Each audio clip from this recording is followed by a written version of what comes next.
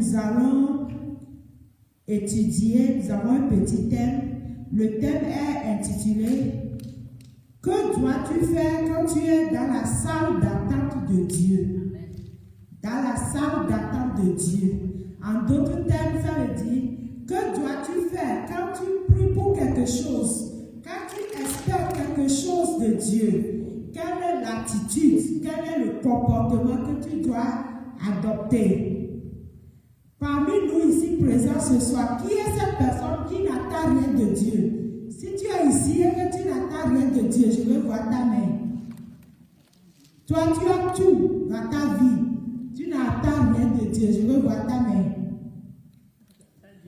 Je vois que nous tous ici, nous attendons des choses de Dieu. Et il y a des gens ici, s'ils pouvaient ouvrir leur bouche pour te dire ce qu'ils attendent de Dieu, toi-même tu vas fuir. Il y a des gens qui attendent des millions de dollars de Dieu. Il y a des gens qui attendent des choses vraiment incroyables de Dieu. Amen. Acclame pour toi-même. Acclame pour toi parce que je sais que tu espères de grandes choses de Dieu. Alléluia. Ok, nous allons aborder notre thème maintenant. Si nous prenons par exemple, nous tous ici, nous allons chercher du boulot. Et que nous sommes allés à l'interview et on attend dans une salle. Vous voyez quel est le comportement de tout un chacun. On va voir qu'il y a certains qui sont en train de lire le journal, il y a certains qui sont en train de prier, d'autres sont au téléphone. Même au téléphone, il y a différentes choses. Certains voient le game, certains voient le football, certains fait différentes choses. Mais en attente de Dieu, qu'est-ce que nous devons faire? Comment nous devons nous comporter? Et chaque étape de notre aventure avec Dieu, quand nous espérons quelque chose de lui, quand nous prions pour quelque chose ardemment, qu'est-ce que nous devons faire? Nous allons aller dans la Bible, nous allons voir l'exemple de notre grand-père Moïse, celui qui a marché avec Dieu, celui qui a pris sur lui la destinée de tout un peuple pendant 40 ans. Nous allons lire l'ordonnance que Dieu lui a donnée dans le livre de Nombre 33, le verset 2. Qui peut nous lire ça, s'il vous plaît? Nombre 33, le verset 2.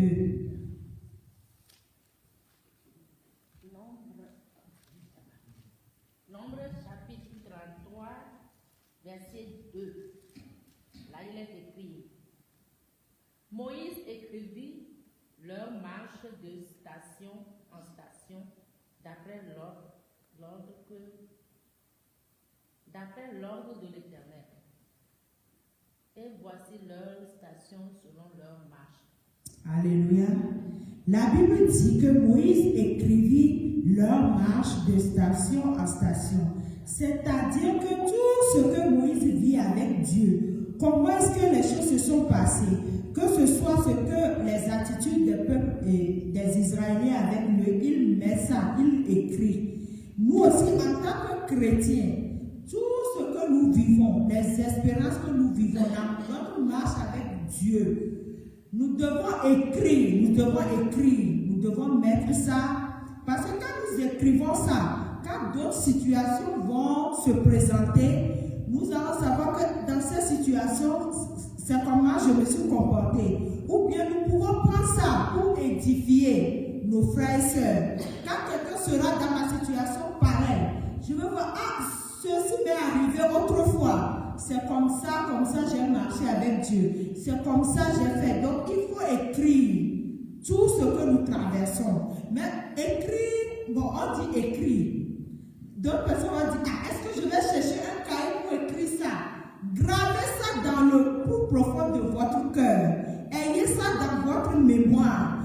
La Bible dit, mon âme bénit l'Éternel et n'oublie aucun de ses bienfaits. Tout ce que nous traversons, si nous savons que toute chose concourt au bien de ceux qui aiment Dieu, et que tout ce qui nous arrive, c'est pour une fin glorieuse, nous devons mettre ça, nous devons graver ça pour servir, pour édifier les autres, pour nous donner, pour nous-mêmes nous édifier. Parce que quand les situations vont se poser, nous allons savoir ce que nous allons faire avec notre marche de Dieu. Et si les apôtres, les gens que nous suivons, nos pères dans la foi, s'ils n'écrivaient pas, est-ce que nous aurons aujourd'hui les beaux récits? On va dire la vie de Job avec Dieu. Tout ce que Job a traversé, c'est écrit. Tout ce que Abraham a traversé, c'est écrit. Moïse a écrit tout ce qu'il a traversé avec le peuple d'Israël. Si nous allons dans la Bible, nous voyons de Exode à Deutéronome, tout a été écrit. Donc nous devons écrire tout ce que nous traversons. Et quand nous sommes en attente de quelque chose de Dieu, c'est une marche que tout ce que nous traversons, c'est des phases importantes de notre vie. Si nous sommes en manque et que nous cherchons quelque chose de Dieu, nous devons savoir que jusqu'à la fin, on doit recevoir, nous devons être changés. D'une part, notre comportement va être changé, notre manière de faire. Nous allons perdre quelques de nos défauts et acquérir d'autres qualités. Si nous allons dans la Bible, nous allons prendre l'exemple sur Élie et Élisée. Élisée était le successeur d'Élie. Et Élisée, c'est celui qui est destiné à remplacer Élie. Mais si Élisée était dans son champ, là où Élie allait le voir et poser son manteau sur lui, et si Élisée était resté statique là-bas, Élisée n'a pas suivi l'ordre d'Élie parce qu'Élie a dit de le suivre. Si Élisée n'a pas suivi Élie, ou bien Élie a dit bon, je dois succéder Élie, tel que le manteau est déposé sur moi, quel que soit ce qui arrive, je suis le successeur d'Élie. Est-ce qu'aujourd'hui nous allons voir qu'il y a le récit qui nous dit des prodiges d'Élisée avec Dieu? Non. Élie était allé voir Élisée dans son champ. Élisée, si vous voulez, vous allez noter, c'est pour voir là où Élie et Élisée se sont rencontrés, c'est dans le livre de 1 roi 19. Et pour voir la suite, comment Élisée a reçu la double portion d'Élie, vous allez dans 2 rois, le chapitre 2, vous allez voir le récit, on ne va pas tout lire. Élisée était dans son champ. La Bible dit que Élisée est un laboureur. Élisée avait du bétail. Mais tant qu'Élie a posé son manteau sur lui, et il savait qu'il doit être successeur de Élie, Élie a demandé à Élisée, suis-moi. La seule recommandation que Élisée a demandé à Élie, permets-moi d'aller embrasser ma famille. Élie allait dire au revoir à sa famille et a suivi Élisée. Si nous allons dans la suite de l'histoire, Élie a servi Élisée. Est-ce que nous, en tant que chrétiens, quand nous espérons des choses de Dieu, quand nous savons que nous avons des soucis et que Dieu seul peut nous apporter la solution, est-ce que nous continuons par servir ou bien est-ce que nous régressons? Élie a servi Élisée. Élie a reçu l'ordre Élisée. Élie, tout ce que Élisée faisait, c'est parce qu'il doit être sous la recommandation d'Élie. Élie a servi sous l'hierarchie d'Élisée. Élisée a servi sous l'hierarchie d'Élie. Est-ce que nous avons encore le courage, nous avons encore la force de servir quand nous espérons de Dieu? Si nous allons dans la suite du récit, nous allons voir qu'il y a des voix de l'extérieur. Même quand Élie voulait partir, il y a des gens qui disent à Élisée, est-ce que tu sais que ton maître va partir? Juste, c'est pas pour l'informer, mais pour le décourager. Il dit, je sais, taisez-vous. Il dit, je sais, taisez-vous. Et aussi, quand Élisée voulait demander quelque chose à son maître, quand il va partir, il a demandé la double portion de l'esprit d'Élie. Donc, Élie, c'est pas lui c'est Dieu qui l'a donné. Et je ne sais pas comment il va faire pour lui donner la double portion. Mais Élie lui a donné une instruction. Si tu me vois partir, vous voyez, si nous espérons des choses de Dieu, nous devons être des gens qui sont capables de suivre des instructions.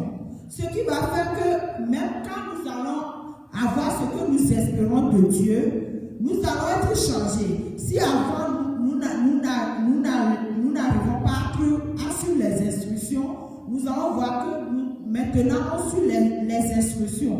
Nous allons voir que nous avons acquis en patience. Parce que nous savons que seul Dieu peut le faire. Dieu, on ne le voit pas. Mais on a espoir que seul Dieu peut nous délivrer de la situation dans laquelle nous sommes. Par exemple, si c'était un homme que nous attendons et que l'homme ne vient pas, au moins on va le téléphoner. Je t'attends, je suis ici, je n'ai pas le temps. Mais est-ce que Dieu peut faire ça? On est dans l'incapacité. La seule chose à faire, c'est seulement d'attendre, de suivre les instructions et Dieu le fera à son temps. Amen. Si nous allons dans la Bible, nous allons dans le livre Psaume 119, le verset 33, il dit: Enseigne-moi, Éternel, la voie de tes statuts, pour que je les retienne jusqu'à la fin. Ce qui veut dire que l'espérance que nous traversons avec Dieu, l'espérance que nous traversons avec Dieu, les leçons que la vie nous enseigne dans notre marche avec Dieu, c'est quelque chose que nous retenons pour toujours. C'est quelque chose qui est gravé sur nous. Donc, nous devons apprendre de ça. Là où nous sommes tombés, comment nous nous sommes relevés, comment est-ce que la solution est venue. Tout ça doit être gravé dans notre âme. Amen. Nous allons continuer l'enseignement et nous allons voir que quand nous espérons de Dieu, nous allons mettre en exercice notre foi. Nous allons déjà agir comme ce que nous demandons de Dieu. C'est déjà fait. Nous l'avons déjà reçu. Si nous allons dans le livre de Marc 11, qu'est-ce que la Bible nous dit là-bas? Il dit: c'est pourquoi je vous le dis.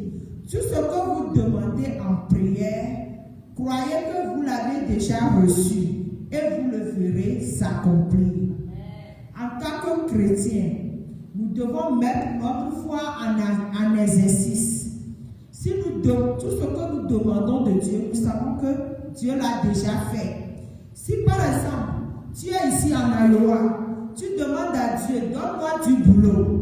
Mais chaque fois, c'est toi qui es sur l'internet en train de voir comment le taux d'emploi a été réduit en Iowa.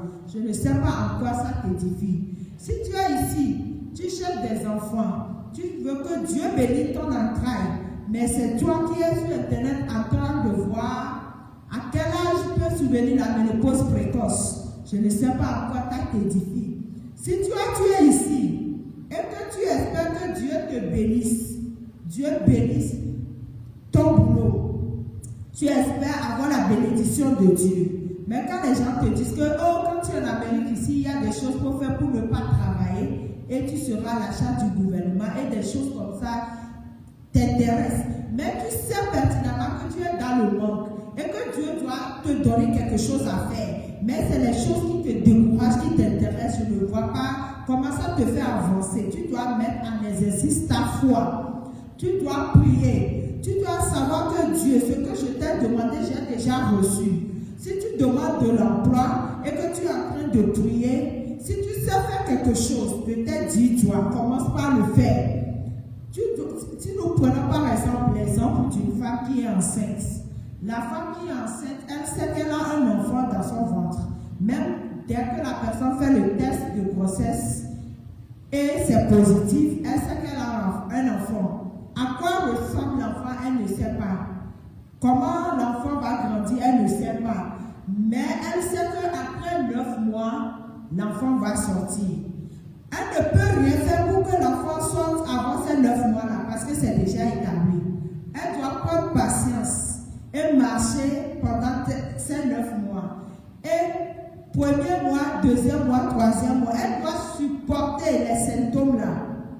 Quelle que soit sa force, quelle que soit sa puissance, je ne sais pas d'où elle vient, mais elle doit supporter les symptômes-là, c'est-à-dire qu'elle est sous la dictée de la grossesse qui est dans son ventre. De la même chose, quand nous espérons des choses de Dieu, nous devons être au pied de Dieu. Nous devons recevoir de Dieu. Nous ne devons pas des chrétiens qui sont selfish, c'est-à-dire on est insouciant, on est inconscient, oh Dieu va le faire, c'est bon, on s'assoit, on dort. Tu dois vraiment mettre ta foi en pratique. Si aujourd'hui nous disons que nous sommes les descendants d'Abraham, Abraham c'est notre papa, Abraham c'est le père de la foi. Je ne pense pas que si Abraham était juste inconscient, juste là, parce que Dieu lui a dit: Abraham, sort de la maison de son papa. Abraham est là en train de faire des critiques, d'analyser, de voir si je sors, par quel chemin je vais passer. Oh, si je sors de ce côté, il y a beaucoup la forêt. Si je passe par ici, les brigands vont m'en voir. Donc, ce que je dois faire, Abraham est en train de donner des raisonnements. Je ne pense pas qu'il serait écrit aujourd'hui que Abraham est le père de la foi. Abraham est sorti de la maison de son papa, très vieux, espérant être le père des nations, parce que Dieu l'a déjà établi. Abraham a cru à ce que Dieu l'a dit. Mais de son âge à l'âge où il a eu son enfant, ça fait pratiquement 25 ans. Qui à cet âge peut espérer que quelque chose de comme ça pouvait lui arriver? Mais Abraham a cru en Dieu. Malgré que sur les chemins d'Abraham, nous allons voir il y a beaucoup de choses qui sont passées. Dieu a dit à Abraham, sors de la maison de ton père. En sortant, Abraham a amené Lot avec lui. C'est encore un autre souci. L'histoire de Abraham et Lot, si nous lisons la Bible, nous allons bien voir comment est-ce que les choses sont passées entre Abraham et Lot. Nous allons voir comment Lot est allé rester à Sodome et Gomorrhe. Comment est-ce que Sodome et Gomorrhe connaissaient de l'iniquité et Dieu a prévu détruire. Mais à cause d'Abraham, Dieu est allé secourir Lot. Et malgré ça, Abraham a accepté sa servante. Ça, c'est encore une autre histoire. Jusqu'à ce que Abraham naît, son enfant de promesse, c'est un long parcours. Donc, en tant que chrétien, notre vie aussi, c'est un parcours avec Dieu. C'est une histoire que nous écrivons avec Dieu. Tout ce que nous traversons, nous savons que la fin avec Dieu sera toujours glorieuse. Mais nous devons tirer une leçon de vie. Nous devons, il y a des points capitaux où toi-même tu sauras que tout ce que j'ai vécu, si ce n'est pas Dieu, qu'est-ce que je vais devenir? Seule la main de Dieu a pu faire cela dans ma vie. Et nous devons être changés. Nous devons être changés. Si tu marches avec Dieu et depuis tous ceux qui te connaissent, ils n'ont pas vu de changement. Depuis que tu es pareil, tout ce que tu fais, tout ça, ça te suit. Ton caractère, rien ne change. Mon frère, ma soeur, ce matin, je te dis que je ne pense pas que tu suis Dieu. Et je ne pense pas que tu espères quelque chose de Dieu. Je ne pense pas aussi que la salle dans laquelle nous tous nous sommes ce matin et que nous espérons des choses de Dieu. Nous avons des gros projets avec Dieu. Je ne pense pas que tu es dedans. Donc tu es encore un refrain. Amen. Si nous allons dans la Bible, dans le livre de Psaume, chapitre 27, le verset 14, la Bible dit: espère en l'Éternel, fortifie-toi, que ton cœur s'affermisse. Espère en l'Éternel. La Bible dit: espère en l'Éternel, fortifie-toi, que ton cœur s'affermisse. Espère en l'Éternel. Ce qui veut dire qu'en tant que chrétien, notre espoir, c'est Dieu. Tout ce que nous attendons, ça ne doit venir que Dieu. Et nous devons nous fortifier. Comment nous allons nous fortifier? Nous allons nous fortifier par la parole de Dieu. Nous allons nous fortifier par les espérances les uns des autres. Nous allons nous fortifier par les victoires que Dieu accomplit dans notre vie. Nous allons nous fortifier par les témoignages les uns les autres. Amen. Et notre espoir, Dieu qui appelle les choses qui ne sont point, les choses qui sont. C'est-à-dire que tout est possible à Dieu. Ce Dieu-là va faire que tout ce que nous espérons, que les désirs de nos cœurs un jour seront réalité. Amen. Amen. Que le Seigneur vous bénisse abondamment ce matin.